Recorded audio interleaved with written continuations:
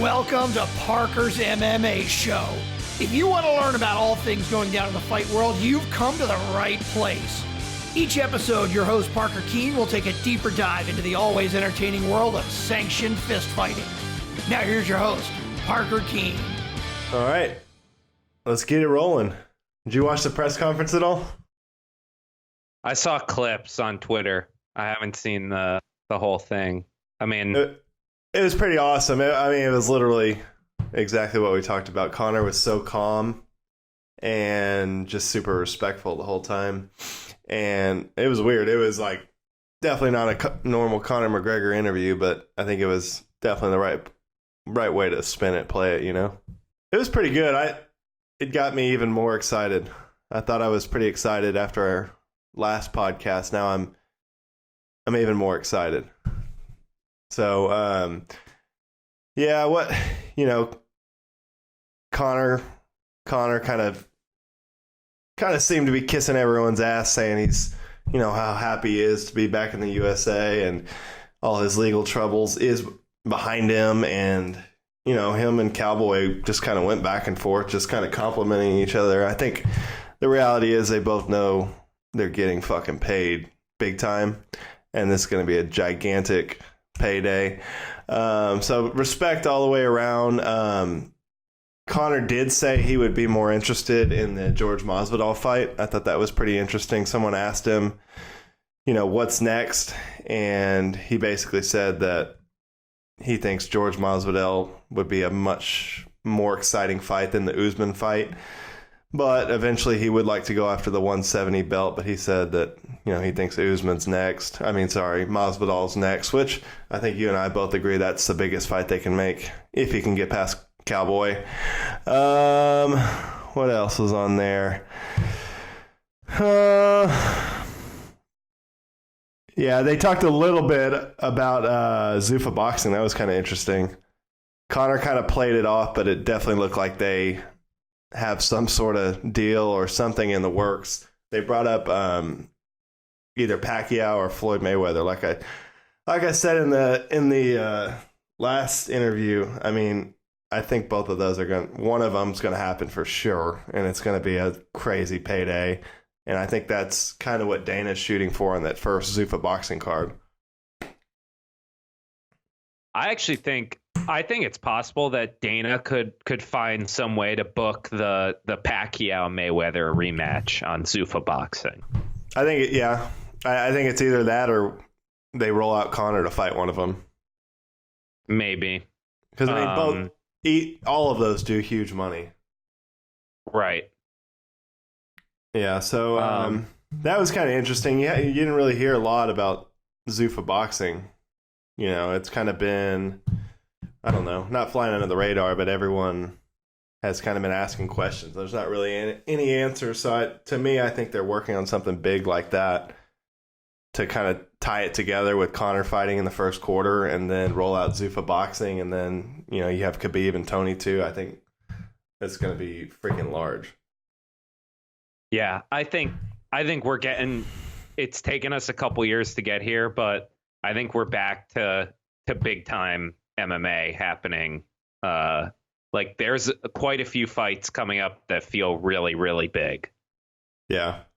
Well, and then you got Conor, Cowboy. If Conor can get past him, he's got a gigantic fight with, Masvidal or Gaethje or one of those guys. We've got Tony Khabib booked. You got John Jones active. You got Israel probably going to defend in March. You got DC Stipe hopefully gets booked. So there's tons of good action going on. Have you heard? It's going to be awesome. Have you heard these Stipe retirement rumors? I saw that. I don't think that's real. I don't know, man. He's older than you think, and he's taken a lot of damage. I will say that. I do buy the whole thing about Stipe maybe has a little bit of CTE or something going on, because his speech has definitely started to slur a little bit, and I noticed that probably in the last year, maybe after leading up to the first DC fight. I started to kind of pick up on that. But I think he's got an eye injury. Yeah, I saw a report about that, but I don't know. I hope that's not true. It's not true. That would be fucking terrible. Because I think what happens next, I think hopefully that fight gets booked, and then John Jones goes up and fights the winner of Francis versus Rosenstruik. And then he gets the winner, you know. And I think John Jones up at heavyweight just gets things crazy. Like lightweight's going to be crazy, welterweight's going to be crazy, and then you got heavyweight too. Yeah. So, what else? Did you know Ocho Cinco was there and asked a question? That was weird. Yeah, he works for Bleacher Report. Like he's just a reporter. He just goes around and kind of fucks around. Honestly, man, he's a boxer in Miami. Like that's what he does to stay in shape. And he's got pretty good hands, and he's into the fight game. So I'm kind of all for it. He was an interesting guy when he was in the NFL. Great talker. Did you see the highlight of him he was kicking field goals saying he was going out for the XFL? He had a tryout in the MLS with Sporting Kansas City too. He's a damn good athlete. I remember that. Yeah. Yeah, that's crazy. And he's not that old. What's he, like 34, 35? I think he's older than that. I think he's like 37, 38. I don't know. I saw him kick about a 60-yard field goal today on a highlight. It was pretty wild. All right. Let's jump into these current events. Where do you want to get started? You want to just go down the list, and then we'll add the one at the end with Jiri going to the UFC? I don't know anything about that guy. This is another one. I can cover it. I can cover it. Okay. Yeah, so let's get started with the Reebok deal. You had a lot to say about that. Sure. So Reebok deal coming to an end this year, and I just think it's been a kind of an interesting ride. I think there was a lot of backlash at the beginning, and I think it took away a major income stream for fighters with taking the sponsors away. And the kits initially really sucked, but I think they've started to get a little bit better. Yeah, they killed it on a couple of those. Like the Stylebender shirt and Sugar Sean, to me, those two stuck out. Those were fucking awesome. They got the tie-dyed going with Sugar Sean, and I think they would have got a lot of momentum behind him if he would have been fighting. But yeah, I agree. Besides really those two, I feel like they could have been a lot more aggressive and put out some really cool stuff. So I don't know. Honestly, what is the deal? Like how much do the fighters get paid off of that? So it's based on the number of fights you've had in the UFC. So it's actually, I think, a really bad incentive structure. And they're not, these guys are not making more than like 10 grand, which would be pennies if you think about what some of these guys were making with sponsors. I remember, I heard they were making like 10 to 25 grand, depending on, what kind of fight, what caliber fighter they were, how big they were, etc. But I've heard, I think it's like Brendan Schaub on his podcast says that he was making, in his UFC run, he would make like $300,000 to $400,000 off of sponsors. Yeah, I think Rory was saying that he had one sponsor for his first Bellator fight, and it was like 200 grand. That's crazy. I mean, the UFC is established. They had the best year ever. I don't get it. I don't know why. Why would they not just go back to like they used to do it? That would give. So I like the unified look, is what I'll say. Is like, I think it legitimizes the sport to not have a dude with like Condom Depot posted on his ass when he's fighting in the cage. Well, that was right? back. That was back. In the day. I think a lot of these big time fighters could get legit sponsors. I mean, Nike, Apple, Uber. I mean, I don't think you'd have a lot. Well, I guess maybe some of the up and coming guys, you'd have the Sarah Secrets and Fleshlight and stuff like that. Yeah. But I understand I get why they did it when they were looking to sell the company. They wanted it to look more and feel more like the NBA or the NFL, but to me, it's still fighting at the end of the day, and anything that makes the fighters more money, I'm down with. And I think you're going to get better fights. You're going to get, the best fighters to keep coming to the UFC if that's something they offer. Because, I mean, if they're making crazy money elsewhere through sponsors, I mean, I don't know. Does Ryzen do sponsors? Oh yeah. So if you remember, Tension was wearing that huge latex robe. That whole thing has sponsor patches on it. So he has robe sponsors, he has trunk sponsors. They got sponsors for everything. I'd like to see them do it a little bit similar to how the PFL does it, where it everybody looks the same, but it does have room for sponsor patches in certain places. So they can kind of get the best of both worlds. Because I think there is something to having a more unified look, especially when the guys actually get in the cage. I'd like to see them be a little more open with guys wearing costumes for walkouts and stuff like that. But I think in the cage, it does look good on television, especially to have the guys wearing kind of similar looking stuff. What do you think the UFC's deal was with Reebok? Because they were obviously they had a pretty sweet deal to merge all their gear over to Reebok. Oh, it's got to be hundreds of millions. Got to be. Yeah. Yeah, I mean, I don't know why the UFC would make their own gear. Just do a UFC patch, whatever, and then leave room for sponsors.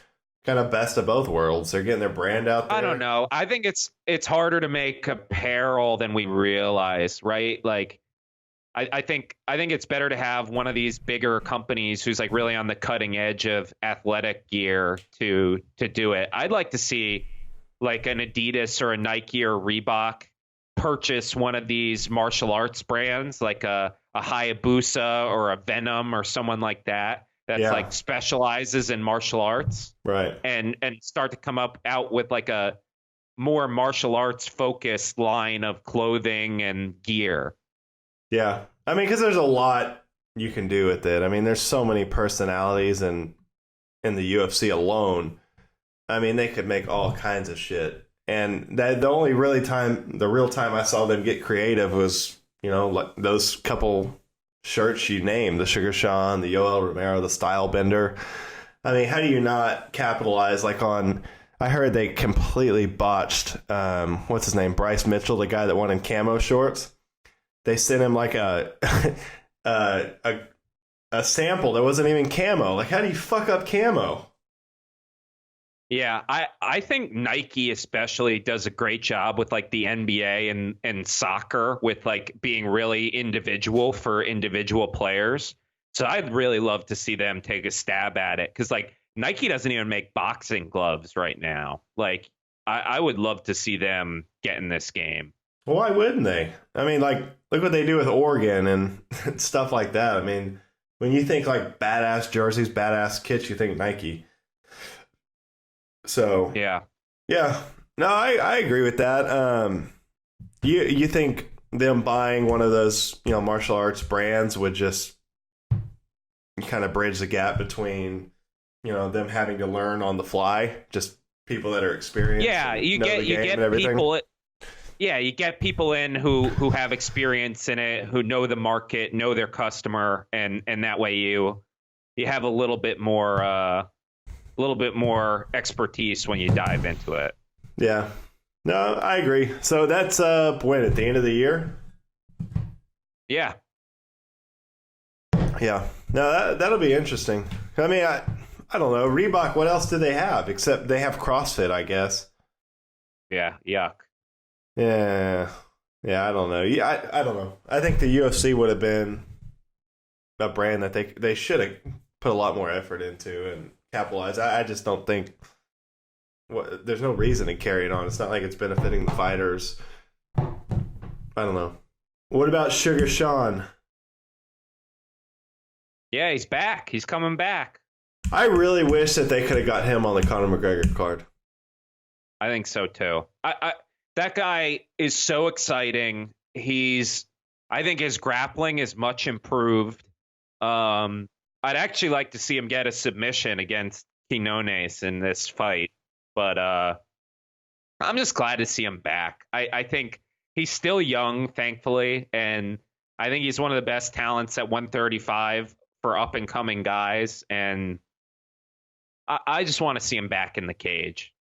Yeah, I think with like him and Corey Sandhagen, I think that the next couple of years at that weight is going to get crazy. I think Corey Sandhagen, I think, is maybe, 1 or 2 fights away from a title shot, and Sugar Sean's probably going to take him 3 or 4 to get back. But those are 2 names that, keep an eye on those guys. Those guys are going to be getting after it. And it looks like, on his social medias and stuff, his jiu-jitsu looks like it's grown just leaps and bounds, from what it is. It looks like he's been putting a big focus on that. So, yeah, I think he'll probably be looking for a submission. Who did he tap out in Quintet? It was Takanori Gomi. Yeah. Yeah, it was a big name. That was crazy. Yeah, it was a guillotine. Yeah. No, I like that guy. I think the UFC what card is he booked for? I think it's in March, right? It's either in March or it's the John Jones card. It's one of the upcoming pay-per-views. It's not the John Jones one, because that's in February. Okay, then it's March. Yeah, I think it's the card they're trying to get Yoel and Izzy on. Sean O'Malley. Let me see what he's booked on. Yeah, but they should definitely put him at like the main event of the prelims, or kick off the prelims or something like that. So he's back at UFC 247. Now, is that the March card or is that John Jones? That's John Jones. Oh, wow. Fuck, so that's right around the corner. Yeah. Holy shit. Yeah, that's the Houston card. That's a damn good. That's a good card. It's a really good card. You've got Valentina's fighting on that too, isn't she? Yep. Let me look at that card real quick.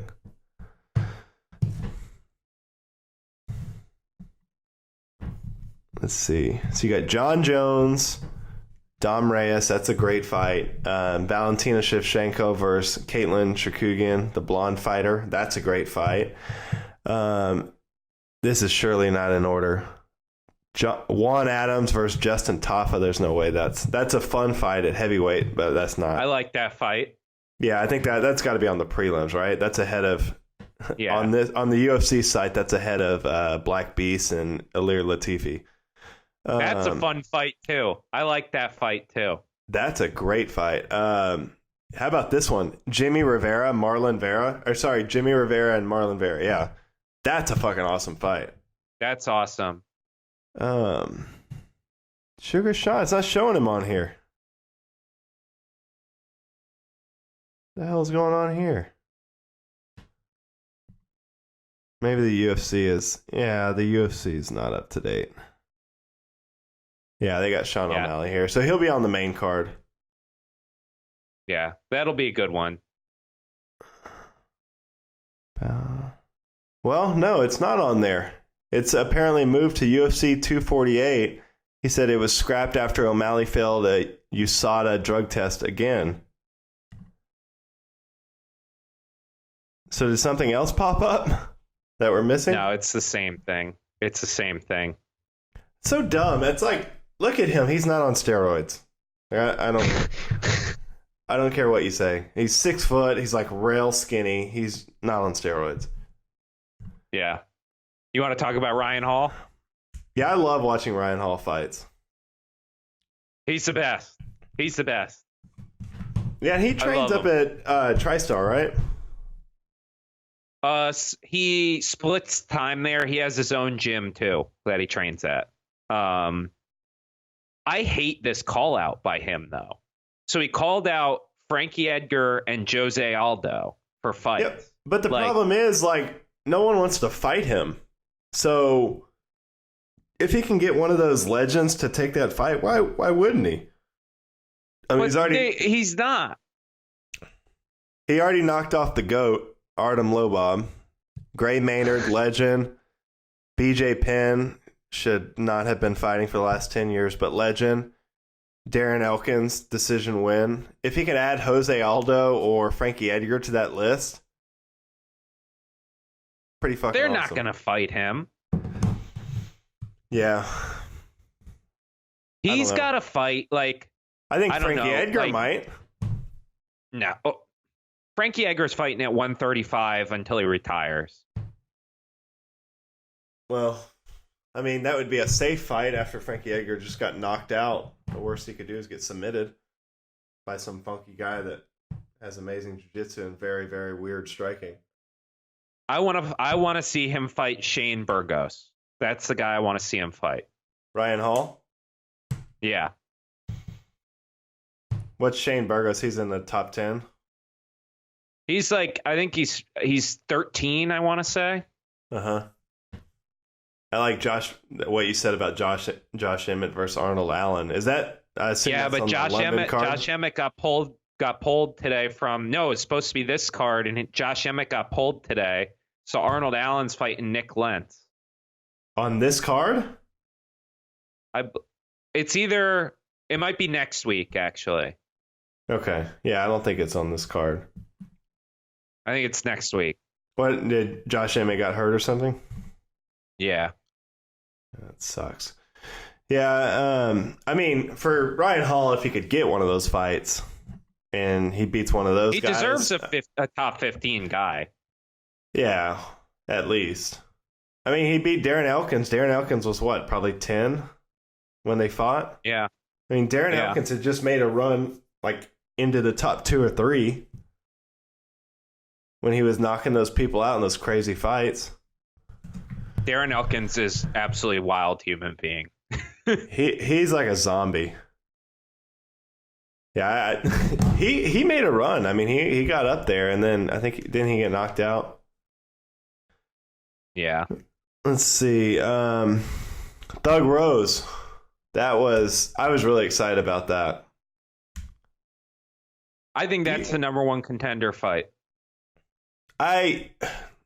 I mean, that was one of the most dominant first rounds I've ever saw, was their last fight. I mean, Thug Rose looked incredible.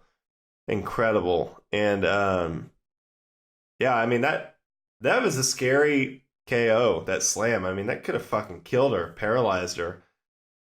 Yeah. That was bad. I wouldn't have been shocked if she never fought again. She seems like she's, super, super emotional. And I think something like that would really get to her.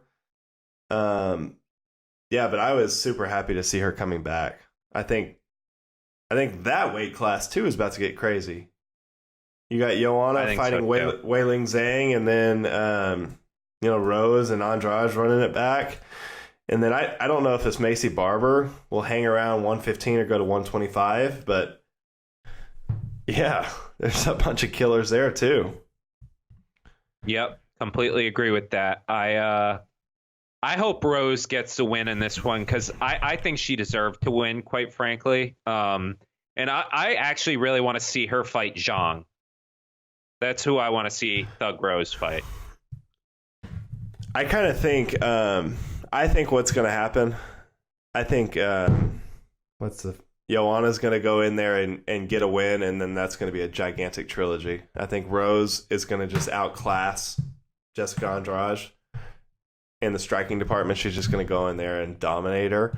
And then, I don't know, I think something's different about Joanna right now. And this Wei Ling Zhang is, she may be great, but in my eyes, I haven't seen enough of her, so I don't know enough about her.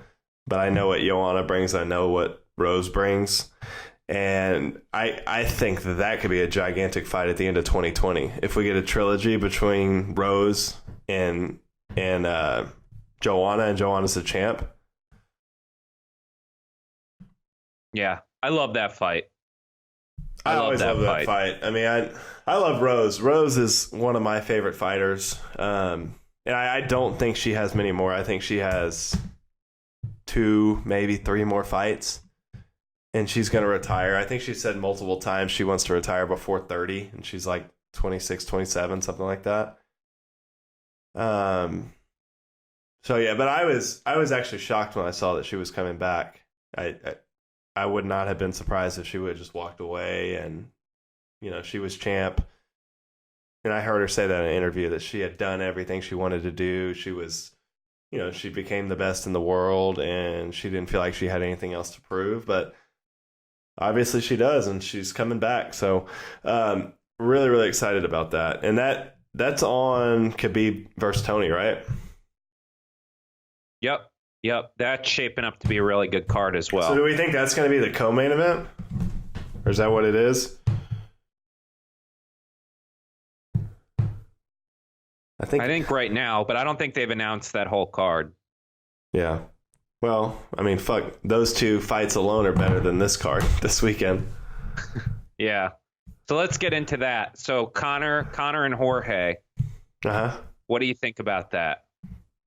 I think that's the biggest fight you can make right now. I mean, if Conor can get past Cowboy, I think that's the biggest fight you can make. That's the most marketable fight.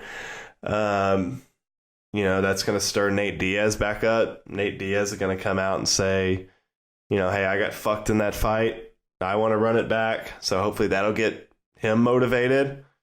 Then he starts getting stirred up. Then his brother comes back. And 2020 is going to get crazy. So here's my question to you. Is that fight for a title? I think Jorge Masvidal at the moment is on another level. I don't know what the betting odds would be against him, or him versus Usman, or him versus Colby, but I think he knocks both of them out. I mean, he's Do probably... you think, is George going to fight for the title before he fights Conor? I don't know why they're not booking that fight. The title fight. Yeah, I think George is just waiting. I think if he gets a call out from Conor, he fights Conor straight away. If not, if Conor goes a different direction and calls out Khabib or calls out Justin Gaetjhe, calls out Nate, I mean, which he won't, but it's really between, I think right now, I just don't see Conor calling out Usman. Do you? No. Yeah. I don't think Conor wants to fight a wrestler. Didn't he call him a jock sniffer at the press conference? Yeah. Which is kind of, goes hand in hand with what Masvidal and Nate were saying on the lead up to, the bad motherfucker belt, is that, hey, real fighters aren't jock sniffers. They're not going to go in there and try to hug your leg for 5 rounds. They're going to go in there and fight. And that's how the bad motherfucker belt was born.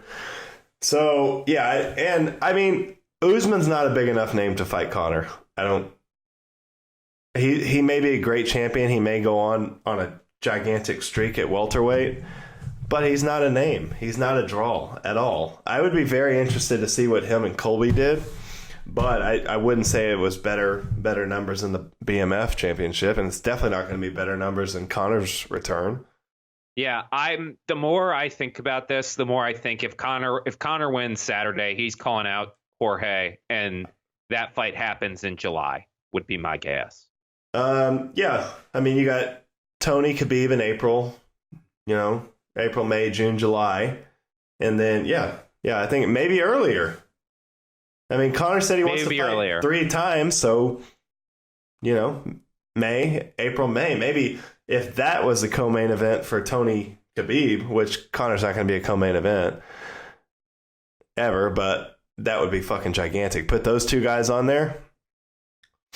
They're not going to co-main Tony Khabib with Jorge against Conor because, like you said, it's the most marketable fight. Yeah, I think they're going to do it in July. Is that International Fight Week? International Fight Week would be my guess. Well, and then you look at the timeline. I mean, that's perfect time for John Jones versus Francis. Can you imagine that? Right. A Conor and a John Jones card, and then you throw Amanda Nunes on there. Boom. Or Adesanya. I think that would be good timing for Adesanya. Yeah. As well. So. Yeah, but I mean, they're targeting March, right, for that, the Yoel Romero fight? March 7th. Yeah. Yeah, I think I think it's just going to get wild. But it all kind of revolves on this weekend. That's why this weekend is so important, because this weekend's basically going to set up the rest of the year. And gigantic fights. But if I'm Conor... But, okay, if I had to pick between Justin Gaetjhe and Jorge Masvidal, I go Jorge Masvidal, 100%. Yep, cash it in. Yeah, I mean... So where does that leave Gaetjhe? Gaethje's out in the cold, I think. See, I think Gaetjhe is going to fight for... I think he's going to fight for the lightweight title. That's what I think that's his next fight. Yeah, I think he's got to be next in line. I think Conor knows this deep down. I think he knows that Khabib's not giving him a crack off. He's not giving him a shot at the title after a win over Cowboy Cerrone. It's not going to happen. Yeah. So I think what happens is I think Conor wins this weekend. I think he calls out Jorge Masvidal. I think they're going to fight in July. I think Khabib and Tony are going to fight in April, and the winner is going to fight Justin Gaetjhe maybe sometime in August or September. Yeah, and then I think December, you get Conor McGregor for the lightweight title against whoever's there. Assuming that he beats Jorge Masvidal. If he loses to Jorge Masvidal, I think he ends up fighting Nate Diaz in the trilogy. Yeah, no, I agree with that. And then you want to move on to Nate and Nick Diaz? Yeah, sure. So Poirier is out here calling out the whole Diaz army, wants Nick versus Jorge and him versus Nate on the same card. I love Dustin versus Nate Diaz. I love that fight. I will watch that fight at any weight, at any time, at any location, whether it's a pay-per-view or a fight night. I don't care. I'll watch that fight. I never, ever, ever want to see Nick Diaz step into the octagon for a competitive fist fight ever again. I honestly think, I was thinking about this today, and okay, say Jorge Masvidal decides to go the title route. He goes and fights Usman. Conor beats, this is going to sound crazy, Conor beats Cowboy. I guarantee you Conor could sell a fight with Nick Diaz in Texas Stadium and sell that motherfucker out. Promise you he could do that, and it's another, I mean, very, very favorable matchup for Conor outside of his other options. But he's not going to fight Nick. He'll fight Nate in Cowboy Stadium. I guarantee he could fight. Well, I think the Nick one is fresh. If Nick really wants to come back, there's a storyline there. Conor beat his little brother. That's Nick's whole thing. That was his thing on coming back against Jorge. Is Nick's the big brother. He's the original bad motherfucker. He's one of the best fighters of all time. If he's serious about coming back, and him and Conor, can you imagine the lead up to him and Conor? Nick Diaz and Conor. Nick Diaz is I don't know how he is now, but in his prime, he's much more of a draw than Nate Diaz. Nick Diaz not coming back, Parker. I'm sorry, man. I can't entertain this. You saw the interview with Ariel, man. It was bad. It was bad, Parker. I bet you $100 they book him a fight in the UFC or in Zuffa Boxing by the end of 2020. You're on. Okay. You got this recorded? I hope I hope the record button's on. We're 35 minutes into our second podcast of the night. I'm telling you, Nick Diaz is going to make a comeback. I think he was just fucked up on that interview. I honestly do. He's not coming back, man. I'm not entertaining this. This is foolishness. I don't know. I have it in my head. I think he's going to come back. And I love the idea about Dustin versus Nate, Jorge versus Nick, but I think Jorge Masvidal kills Nick Diaz right now. I don't know.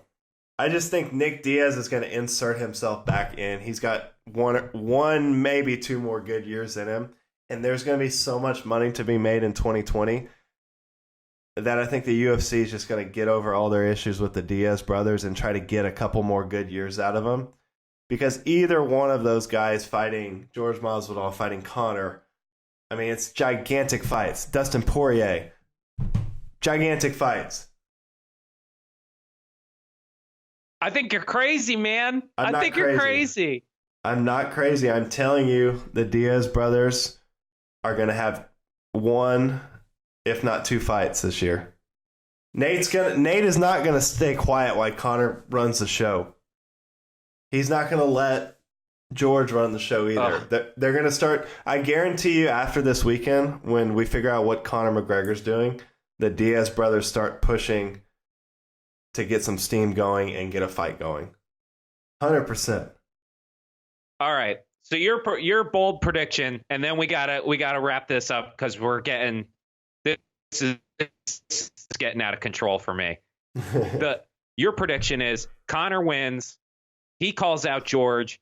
The Diaz brothers basically get jealous and start trying to stir some shit, and all of a sudden we got Conor versus Nick Diaz in Cowboy Stadium by the end of 2020.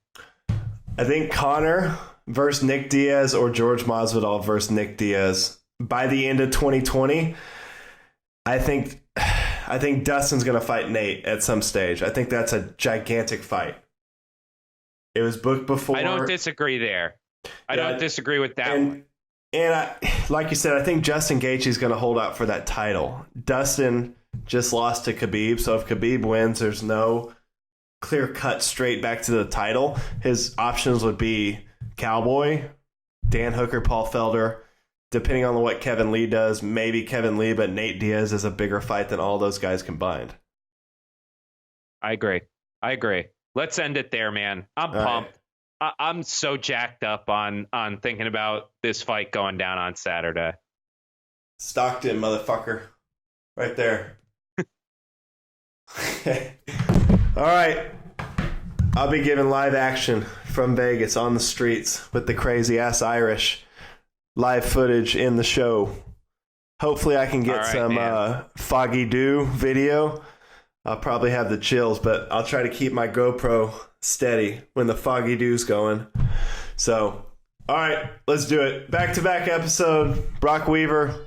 We'll catch you in episode 21. Make it happen. Right. See you, Park. All right, later.